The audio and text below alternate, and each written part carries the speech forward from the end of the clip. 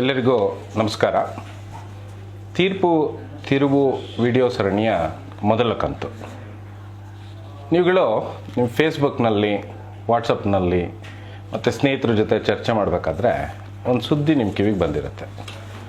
ನಮ್ಮ ಭಾರತ ಸಂವಿಧಾನವನ್ನು ಅಂಬೇಡ್ಕರ್ ಬರೆದಿದ್ದಲ್ವಂತೆ, ಅಂಬೇಡ್ಕರ್ ಸಂವಿಧಾನ ಶಿಲ್ಪಿ ಅನ್ನೋದು ತಿರುಚಿದ ಇತಿಹಾಸವಂತೆ, ಒಬ್ಬರು BN ರಾವ್ ಅಂತ ಒಬ್ಬರಿದ್ರಂತೆ, ಅವರು ಸಂವಿಧಾನ ಬರೆದಿಟ್ಟೋಗಿದ್ರಂತೆ. ನಮ್ಮ ಅಂಬೇಡ್ಕರು ಅದಕ್ಕೆ ಒಂದಷ್ಟು ಕಾಮ, ಪುಲಿಸ್ ಸ್ಟಾಪು, ಒಂದಷ್ಟು ಇಂಗ್ಲೀಷ್ ತಪ್ಪಾಗಿದ್ದನ್ನ ತಿದ್ದುಬಿಟ್ಟು ಕ್ರೆಡಿಟ್ ತೊಗೊಂಡ್ಬಿಟ್ರಂತೆ ಅನ್ನೋ ಸುದ್ದಿ ನಿಮ್ಮ ಕಿವಿ ಮೇಲೆ ಬಿದ್ದಿರುತ್ತೆ. ಇದು ನಿಜವೇ. BN ರಾವ್ ಅನ್ನೋರು ಯಾರಪ್ಪ ಅಂದರೆ, ಬ್ರಿಟಿಷ್ ಕಾಲದಲ್ಲಿ ಒಬ್ಬ ಅಧಿಕಾರಿಯಾಗಿದ್ದವರು ಮತ್ತು ನ್ಯಾಯಾಧೀಶರು ಕೂಡ ಆಗಿದ್ದರು. ಇವರೊಬ್ಬ ದೊಡ್ಡ ಸಂವಿಧಾನ ತಜ್ಞರು ಕೂಡ ಆಗಿದ್ದರು. ಇವರೊಂದು ಇನಿಷಿಯಲ್ ಡ್ರಾಫ್ಟ್ ಮಾಡಿದ್ದು ನಿಜ. ಆದರೆ ಇನಿಷಿಯಲ್ ಡ್ರಾಫ್ಟ್ ಮಾಡಿ ಸಂವಿಧಾನ ರಚನಾ ಸಭೆ ಶುರುವಾದ ಕೆಲವೇ ತಿಂಗಳುಗಳಲ್ಲಿ ಇವರು ಅಮೆರಿಕಾಗೆ ಹೊರಟೋಗ್ತಾರೆ. ಸ್ನೇಹಿತರೆ, ನಿಮಗೆ ಸಂದೇಹ ಇದ್ದರೆ BN ರಾವ್ ತಮ್ಮ ಒಬ್ಬರು ಶಿವರಾವ್ ಅಂತ 6 ವಾಲ್ಯೂಮ್ಗಳನ್ನು ಕಲೆಕ್ಟ್ ಮಾಡಿದ್ದಾರೆ, ಫ್ರೇಮಿಂಗ್ ಆಫ್ ಕಾನ್ಸ್ಟಿಟ್ಯೂಷನ್ ಅಂತ. ಅದರಲ್ಲಿ BN ರಾವ್ ಡ್ರಾಫ್ಟ್ ಮಾಡಿದ ಕಾನ್ಸ್ಟಿಟ್ಯೂಷನ್ ಕೂಡ ಇದೆ.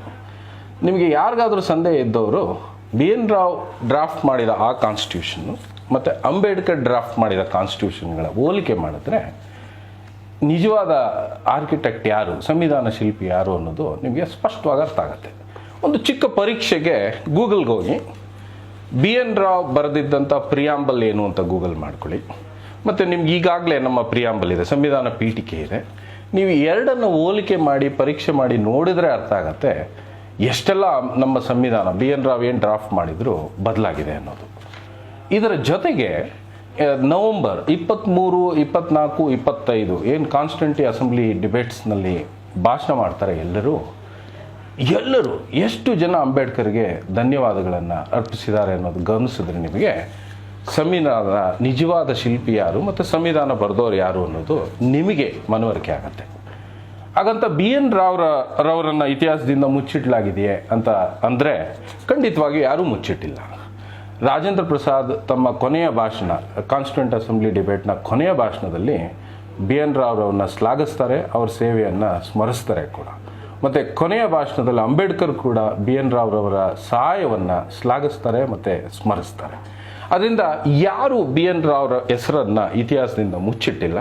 ಆದರೆ ಇಡೀ ದೇಶಕ್ಕೆ ಗೊತ್ತಿದೆ ಹೆಚ್ಚಿನ ಶ್ರಮ ಯಾರ್ದಿತ್ತು ಅಂತ. ಮತ್ತು ಹೆಚ್ಚಿನ ಶ್ರಮ ಯಾರ್ದಿತ್ತು ಅಂದಾಗ ಸ್ಪಷ್ಟವಾಗಿ ಅರ್ಥ ಆಗೋದು ಅಂಬೇಡ್ಕರ್ ಅವರು ಒಬ್ಬರೇ ಶ್ರಮ ಇತ್ತು. ಅದನ್ನು ನೀವು ಕಾನ್ಸ್ಟಿಟ್ಯೂಂಟ್ ಅಸೆಂಬ್ಲಿ ಮತ್ತು ಫ್ರೇಮಿಂಗ್ ಆಫ್ ಕಾನ್ಸ್ಟಿಟ್ಯೂಟ್ನ ಸಂಪುಟಗಳನ್ನು ಗಮನಿಸಿದ್ರೆ ನಿಮಗೆಲ್ಲ ಸ್ಪಷ್ಟವಾಗಿ ಅರ್ಥ ಆಗುತ್ತೆ. ಅದರಿಂದ ಸಂವಿಧಾನದ ಶಿಲ್ಪಿ ಯಾರು ಮತ್ತು ಲೇಖಕ ಯಾರು ಅಂದರೆ ನೀವುಗಳು ಯಾವುದೇ ಸಂದೇಹ ಇಲ್ಲದೆ ಹೇಳ್ಬೋದು, ಅದು ಒಬ್ಬರೇ, ಅದು ಡಾಕ್ಟರ್ BR ಅಂಬೇಡ್ಕರ್. ಇನ್ನು ಎರಡನೇ ಪ್ರಶ್ನೆ ಇದೆ, ನಮ್ಮ ಸಂವಿಧಾನ ನಿಜವಾಗ್ಲೂ ಭಾರತೀಯ ಸಂವಿಧಾನವೇ? ಏನೋಪ್ಪ ಎಲ್ಲ ಐಡಿಯಾಗಳನ್ನು ಎರವಲು ಪಡೆದಿದ್ದಾರಂತೆ, ಎಲ್ಲ ವಿದೇಶದಿಂದ ಅಲ್ಲಿಂದ ಇಲ್ಲಿಂದ ತೆಗೆದು ಕಾಪಿ ಪೇಸ್ಟ್ ಮಾಡಿಬಿಟ್ಟಿದ್ದಾರಂತೆ ನಮ್ಮ ಸಂವಿಧಾನ, ಇದು ಕಾಪಿ ಪೇಸ್ಟ್ ಸಂವಿಧಾನ ಅನ್ನೋ ಒಂದು ಸುದ್ದಿ ಓಡಾಡ್ತಿದೆ. ನೀವು ಸಂವಿಧಾನದ ಪೀಠಿಕೆಯನ್ನು ಓದಿದ್ರೆ 3 ಮುಖ್ಯವಾದ ಪರಿಕಲ್ಪನೆಗಳಿದೆ: ನ್ಯಾಯ, ಸ್ವಾತಂತ್ರ್ಯ ಮತ್ತು ಸಮಾನತೆ. ಇದು ಎರವಲು ಪಡೆದ ಪರಿಕಲ್ಪನೆಗಳೇ ಅಂತ ಪ್ರಶ್ನೆ ಕೇಳ್ಕೊಂಡ್ರೆ, ಇದು ಭಾರತೀಯ ಮಣ್ಣಿನಿಂದ ಹುಟ್ಟಿದ ಪರಿಕಲ್ಪನೆಗಳಲ್ವೇ ಅಂತ ಪ್ರಶ್ನೆ ಕೇಳ್ಕೊಂಡ್ರೆ, ನೀವು ಹೋಗಿ ಅಂಬೇಡ್ಕರ್ ಲೇಖನಗಳನ್ನು ಓದಬೇಕಾಗುತ್ತೆ. 1936 ಪ್ರಕಟವಾದ ಜಾತಿ ನಿರ್ಮೂಲನೆ ಲೇಖನ, ಅದೇನು ಲಾಹೋರಲ್ಲಿ ಅವ್ರು ಭಾಷಣ ಮಾಡಬೇಕಿತ್ತು, ಅದು ಪುಸ್ತಕ ಪ್ರಕಟ ಆಗಿದೆ. ಅಲ್ಲಿ ದೀರ್ಘವಾಗಿ ವಿವರವಾಗಿ ಬರೀತಾರೆ ಈ 3 ಪರಿಕಲ್ಪನೆಗಳ ಬಗ್ಗೆ ಅಂಬೇಡ್ಕರ್. ಮತ್ತು ದೀರ್ಘವಾಗಿ ಆಲೋಚಿಸ್ತಾರೆ. ಮತ್ತು ಇದರ ಅಡಿಪಾಯ ಭ್ರಾತೃತ್ವ ಅಂತ ಹೇಳ್ತಾರೆ. ಮತ್ತು 1954 ಆಲ್ ಇಂಡಿಯಾ ರೇಡಿಯೋಗೆ BR ಅಂಬೇಡ್ಕರ್ ಒಂದು ಸಂದರ್ಶನ ಕೊಡ್ತಾರೆ. ಅಲ್ಲಿ ಇದೇ ಪ್ರಶ್ನೆಗೆ ಹೇಳ್ತಾರೆ, ಈ ಪರಿಕಲ್ಪನೆಯನ್ನು ನೀವು ಫ್ರೆಂಚ್ ಕ್ರಾಂತಿಯಿಂದ ಪಡೆದುಕೊಂಡ್ರ ಅಂತ. ಆಗ ಅಂಬೇಡ್ಕರ್ ಸ್ಪಷ್ಟವಾಗಿ ಹೇಳ್ತಾರೆ, ನಾನು ಈ ಪೊಲಿಟಿಕಲ್ ಫಿಲಾಸಫಿ ಏನಿದೆ, ಏನು ರಾಜಕೀಯ ತತ್ವಶಾಸ್ತ್ರ ಇದೆ, ಅದನ್ನು ನಾನು ಫ್ರೆಂಚ್ ಕ್ರಾಂತಿಯಿಂದ ಪಡೆದಿದ್ದಲ್ಲ, ಇದನ್ನು ನಾನು ನನ್ನ ಧರ್ಮದಿಂದ ಪಡೆದಿದ್ದು ಅಂತ. ಅಂಬೇಡ್ಕರ್ ಧರ್ಮ ಯಾವುದಪ್ಪ ಅಂತ ನೀವು ಪ್ರಶ್ನೆ ಕೇಳಿದ್ರೆ ಅದು ಬೌದ್ಧ ಧರ್ಮ ಆಗಿತ್ತು. ಆದ್ದರಿಂದ ಈ ಮೂಲಭೂತ ತತ್ವಗಳೇನಿದೆ, ಸಂವಿಧಾನದ ಎಲ್ಲ ಮೂಲಭೂತ ತತ್ವಗಳು ಯಾವುದೇ ವಿದೇಶಿ ಮಣ್ಣಿನಿಂದ ಎರವಲು ಪಡೆದಿರಲಿಲ್ಲ.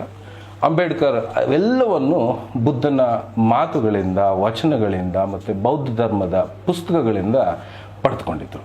ಅದರಿಂದ ಯಾರಾದರೂ ಇದು ವಿದೇಶಿ ಸಂವಿಧಾನ, ಕಾಪಿ ಪೇಸ್ಟ್ ಸಂವಿಧಾನ ಅಂದರೆ ನೀವು ಸ್ಪಷ್ಟವಾಗಿ ಹೇಳಿ ಅವರಿಗೆ. ಅಂಬೇಡ್ಕರ್ನ ಎಲ್ಲ ಲೇಖನಗಳನ್ನು ಓದಿದ್ರೆ ನಿಮಗೆ ಸ್ಪಷ್ಟವಾಗಿ ಅರ್ಥ ಆಗತ್ತೆ ಇದು ಭಾರತೀಯ ಸಂವಿಧಾನ ಮತ್ತು ಇದು ನಮ್ಮ ಸಂಸ್ಕೃತಿಯಿಂದ ನಮ್ಮ ಮಣ್ಣಿನಿಂದ ಹುಟ್ಟಿದ ಸಂವಿಧಾನ ಅಂತ. ಈ ಹಿನ್ನೆಲೆಯಲ್ಲಿ ನಾವುಗಳಿವತ್ತು ಸಂವಿಧಾನದ ಪೀಠಿಕೆಯ ಒಂದು ಮುಖ್ಯ ಅಂಶವನ್ನು ಗಮನಿಸೋಣ. ಅದು ಯಾವುದಪ್ಪ ಅಂದರೆ ವ್ಯಕ್ತಿ ಗೌರವ, ದೇಶದ ಏಕತೆ ಮತ್ತು ಸಮಗ್ರತೆಗಾಗಿ ಎಲ್ಲರಲ್ಲಿ ಭ್ರಾತೃತ್ವ ಭಾವನೆಯನ್ನು ಮೂಡಿಸುವುದಕ್ಕೆ ದೃಢ ಸಂಕಲ್ಪ ಮಾಡಿ ಅಂತ ಇದೆ. ಈ ಭ್ರಾತೃತ್ವ ಅಂದರೆ ಫೆಟರ್ನಿಟಿ ಇಂಗ್ಲೀಷ್ನಲ್ಲಿ ಏನಿದೆ ಪ್ರಿಯಾಂಬಲ್ನಲ್ಲಿ, ಅಂಬೇಡ್ಕರ್ ಬಹಳ ವಿವರವಾಗಿ ಇದ್ರ ಬಗ್ಗೆ ಬರೆದಿದ್ದಾರೆ. ಮತ್ತು ಈ ಭ್ರಾತೃತ್ವ ಅನ್ನೋ ಪರಿಕಲ್ಪನೆ, ಫೆಟರ್ನಿಟಿ ಅನ್ನೋದು ನೆಹರು ಬರೆದಿದ್ದ ಆಬ್ಜೆಕ್ಟಿವ್ ರೆಸಲ್ಯೂಷನ್ನಲ್ಲೂ ಇರಲಿಲ್ಲ, ಕಾಂಗ್ರೆಸ್ನವರು ಪ್ರತಿಪಾದಿಸಿದ್ದ ಆಬ್ಜೆಕ್ಟಿವ್ ರೆಸಲ್ಯೂಷನ್ನಲ್ಲೂ ಇರಲಿಲ್ಲ, BN ರಾವ್ ಪ್ರಿಯಾಂಬಲಲ್ಲಿ ಇರಲೇ ಇಲ್ಲ. ಇದು ಅಂಬೇಡ್ಕರ್ ರೂಪಿಸಿದಂಥ ಒಂದು ತತ್ವ. ಅಂಬೇಡ್ಕರ್ ಎಲ್ಲಿಂದ ರೂಪಿಸಿದ್ರು ಇದನ್ನು? ತಾವು ಕಲಿತ ಬುದ್ಧನ ವಚನಗಳಿಂದ, ಬುದ್ಧನ ಮಾತುಗಳಿಂದ ಇದನ್ನು ರೂಪಿಸಿದ್ರು. ಅಂಬೇಡ್ಕರ್ ಧೀರವಾಗಿ ಬರೆದಿದ್ದಾರೆ. ನಾನೇನು ಮುಂಚೆ ಮೆನ್ಷನ್ ಮಾಡಿದೆ, ನ್ಯಾಯ, ಸ್ವಾತಂತ್ರ್ಯ ಮತ್ತು ಸಮಾನತೆಯ ಅಡಿಪಾಯ ಈ ಭ್ರಾತೃತ್ವ ಅಂತ.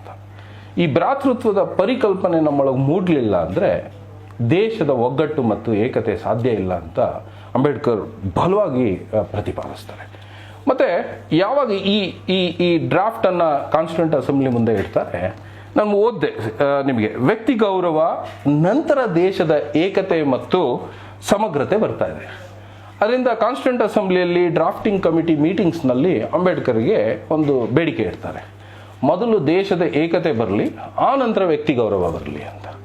ಅಂಬೇಡ್ಕರ್ ಸ್ಪಷ್ಟವಾಗಿ ಹೇಳ್ತಾರೆ, ವ್ಯಕ್ತಿಗೆ ಗೌರವ ಇದ್ದರೆ ಮಾತ್ರ ದೇಶದ ಏಕತೆ ಸಾಧ್ಯ ಅಂತ. ಯಾವ ದೇಶದಲ್ಲಿ ವ್ಯಕ್ತಿಗೆ ಗೌರವ ಇಲ್ಲವೋ ಅದು ದೇಶವೇ ಆಗ್ಲಿಕ್ಕೆ ಸಾಧ್ಯ ಇಲ್ಲ ಅಂತ. ಅಂದರೆ ನಿಮಗೆ ದೇಶ ಕಟ್ಟಲಿಕ್ಕೆ ಸಾಧ್ಯ ಇಲ್ಲ ಅನ್ನೋದನ್ನ ಸ್ಪಷ್ಟವಾಗಿ ಹೇಳ್ತಾರೆ. ಯಾಕಂದರೆ ಅಂಬೇಡ್ಕರ್ಗೆ ಅರಿವಿತ್ತು ಈ ದೇಶದಲ್ಲಿ ಜಾತಿ ಹೆಸರಲ್ಲಿ ನಡೀತಿದ್ದ ದೌರ್ಜನ್ಯ, ಧರ್ಮದ ಹೆಸರಲ್ಲಿ ನಡೀತಿದ್ದ ದೌರ್ಜನ್ಯ, ಮತ್ತು ಗಂಡು ಹೆಣ್ಣಿನ ಮೇಲೆ ನಡೀತಿದ್ದ ದೌರ್ಜನ್ಯ, ಈ ಎಲ್ಲ ದೌರ್ಜನ್ಯಗಳು ಸಮಾಜದಲ್ಲಿದ್ದು ಯಾವುದೇ ಸಾಮಾಜಿಕ ಕ್ರಾಂತಿ ಘಟಿಸದ ಈ ದೇಶದಲ್ಲಿ ವ್ಯಕ್ತಿ ಗೌರವ ಮೊದಲಾಗಬೇಕು, ಆ ನಂತರ ದೇಶದ ಏಕತೆ ಆಗಬೇಕು ಅನ್ನೋದು ಅಂಬೇಡ್ಕರ್ ನಿಲುವಾಗಿತ್ತು. ಇದನ್ನು ಅವರು ಡ್ರಾಫ್ಟಿಂಗ್ ಕಮಿಟಿಯಲ್ಲೂ ಬಲವಾಗಿ ಮಂಡಿಸ್ತಾರೆ, ದೇಶದ ಏಕತೆ ವ್ಯಕ್ತಿ ಗೌರವದ ನಂತರವೇ ಬರಬೇಕು ಅಂತ. ಮತ್ತು ಅಸೆಂಬ್ಲಿ, ಕಾನ್ಸ್ಟಿಟ್ಯೂಂಟ್ ಅಸೆಂಬ್ಲಿ ಡಿಬೇಟಲ್ಲೂ ಕೂಡ ಬಲವಾಗಿ ಮಂಡಿಸಿ ಈ ವಾದವನ್ನು ಎಲ್ಲರಿಂದ ಮನ್ನಣೆ ಪಡೀತಾರೆ. ಮತ್ತು ನೆನಪಿರಲಿ, ಈ 3 ವಾಕ್ಯಗಳನ್ನು ಏನು ಓದ್ದೆ, ಲೈನ್ಗಳನ್ನು ಓದ್ದೆ, ಇದಕ್ಕೆ ಇಡೀ ಕಾನ್ಸ್ಟಿಟ್ಯೂಂಟ್ ಅಸೆಂಬ್ಲಿಯ ಸಂಪೂರ್ಣ ಬೆಂಬಲ ಆಯಿತು. ಮತ್ತು ದೊಡ್ಡ ಹರ್ಷೋದ್ಗಾರದೊಂದಿಗೆ ಇಷ್ಟು ಡ್ರಾಫ್ಟನ್ನು ಕಾನ್ಸ್ಟಿಟ್ಯೂಂಟ್ ಅಸೆಂಬ್ಲಿ ಒಪ್ಕೊಳ್ಳುತ್ತೆ. ಅದರಿಂದ ಈ ಭ್ರಾತೃತ್ವ ಅನ್ನೋದನ್ನು ಅಂಬೇಡ್ಕರ್ ಬುದ್ಧನ ವಾಣಿಗಳಿಂದ ಪಡಿತಾರೆ. ನೀವು ಬೌದ್ಧರ ಲಿಟ್ರೇಚರ್ ಓದಿದ್ರೆ ಅಲ್ಲಿ ಮೈತ್ರಿ ಅನ್ನೋ ಒಂದು ಪದ ಇದೆ. ಅದನ್ನು ಸರಳವಾಗಿ ಇಂಗ್ಲೀಷಲ್ಲಿ ಲವ್ ಅನ್ಬೋದು, ಇಲ್ಲ ಕನ್ನಡದಲ್ಲಿ ಪ್ರೀತಿ ಅನ್ಬೋದು. ಆದರೆ ಇದು ಅದನ್ನು ಮೀರಿದ ಮೇಲಿನ ಹಂತ. ಅಂಬೇಡ್ಕರ್ ಆಸೆ ಏನಪ್ಪ ಆಗಿತ್ತು ಅಂದರೆ, ದೇಶದ ಎಲ್ಲ ಜನರಲ್ಲೂ ಈ ಮೈತ್ರಿ ಅನ್ನುವ ಭಾವ ಹುಟ್ಟಿದ್ರೆ ನಾವು ಧರ್ಮ, ಜಾತಿ, ಪಂಗಡಗಳಿಂದ ಹೊರಗೆ ಬಂದು ನಾವೆಲ್ಲರೂ ಭ್ರಾತೃತ್ವ ಭಾವನೆಯಿಂದ, ಒಗ್ಗಟ್ಟಿಂದ ಬದುಕ್ಬೋದು ಅನ್ನೋದು ಇತ್ತು. ಆದ್ದರಿಂದ ಇವತ್ತು ಯಾರು ದೇಶ ಮೊದಲು ವ್ಯಕ್ತಿ ನಂತರ ಅಂತ ಹೇಳ್ತಿದ್ದಾರೋ ಅವರಿಗೆ ನಾವುಗಳು ಒತ್ತಿ ಹೇಳಬೇಕಾಗಿರೋದು, ನಮ್ಮ ಸಂವಿಧಾನ ಮೊದಲು ಹೇಳಿರೋದು ವ್ಯಕ್ತಿ ಮೊದಲು ಆ ನಂತರ ದೇಶ ಅಂತ. ಮೂಲಭೂತ ತತ್ವದ, ಸಂವಿಧಾನದ ತತ್ವ ಮೊದಲು ವ್ಯಕ್ತಿ ನಂತರ ದೇಶ ಅಂತ. ಆದ್ದರಿಂದ ಈ ದೇಶದಲ್ಲಿ ಇವತ್ತು ಯಾರಾದರೂ ಜಾತಿ ದೌರ್ಜನ್ಯ, ಧರ್ಮದ ಹೆಸರಲ್ಲಿ ದೌರ್ಜನ್ಯ ಮಾಡ್ತಿದ್ರೆ ಅವರು ಸಂವಿಧಾನ ವಿರೋಧಿಗಳು ಮತ್ತು ಸಂವಿಧಾನದ ನೈತಿಕತೆಯ ವಿರುದ್ಧ ಇವರು ಕೆಲಸ ಮಾಡ್ತಿದ್ದಾರೆ ಅಂತ ಭಾವಿಸ್ಬೇಕು. ಮತ್ತು ಇವತ್ತು ದೇಶದ್ರೋಹಿ, ಆಂಟಿ ನ್ಯಾಷನಲ್ ಅನ್ನೋದೊಂದು ಫ್ಯಾಷನ್ ವರ್ಡ್ ಆಗಿಬಿಟ್ಟಿದೆ. ಅಂಬೇಡ್ಕರ್ ಕೂಡ ಈ ಪದ ಉಪಯೋಗಿಸಿದ್ರು. ಯಾರಿಗೂ ಉಪಯೋಗಿಸಿದ್ರು?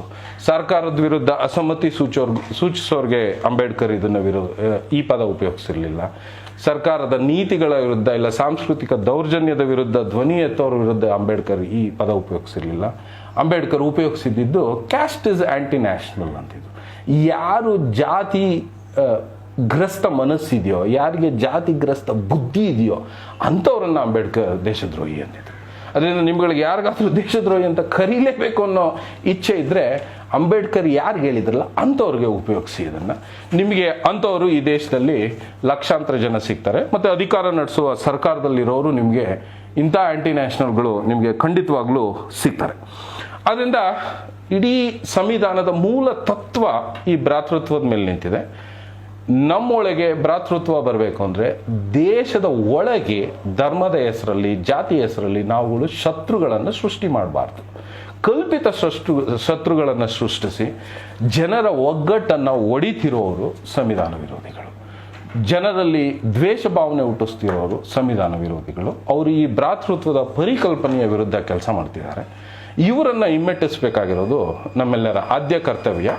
ನೀವು ಹಿಮ್ಮೆಟ್ಟಿಸಬೇಕು ಅಂದರೆ ಪೀಠಿಕೆಯಲ್ಲಿ ಹೇಳಿರೋ ಈ ಭ್ರಾತೃತ್ವ ಭಾವನೆಯನ್ನು, ಬುದ್ಧ ಹೇಳಿದ ಆ ಮೈತ್ರಿಯನ್ನು ನಮ್ಮಲ್ಲಿ ಬೆಳೆಸ್ಕೋಬೇಕು ಹೆಚ್ಚೆಚ್ಚು. ಮತ್ತು ಸಾಂವಿಧಾನಿಕ ನೈತಿಕತೆಯನ್ನು ಹೆಚ್ಚೆಚ್ಚು ಬೆಳೆಸ್ಕೊಂಡ್ರೆ ಅದು ಸಾಧ್ಯ. ಅದರಿಂದ ಈ ವಿಡಿಯೋವನ್ನು ರವೀಂದ್ರನಾಥ್ ಟ್ಯಾಗೂರ್ ಅವರ ಒಂದು ಮಾತಿನಿಂದ ಮುಕ್ತಾಯಗೊಳಿಸೋಣ. ಮಾನವೀಯತೆಯ ಆದರ್ಶಗಳು ಒಂದು ದೇಶಕ್ಕಿಂತ ಮಹತ್ವದ್ದು ಎಂದು ತಿಳಿ ಹೇಳುವ ಶಿಕ್ಷಣದ ಮೂಲಕ ಮಾತ್ರವೇ ನನ್ನ ದೇಶ ಬಾಂಧವರು ನಿಜವಾದ ಭಾರತವನ್ನು ಪಡೆದು ಕಟ್ಟಬಲ್ಲರು. ನಮಸ್ಕಾರ.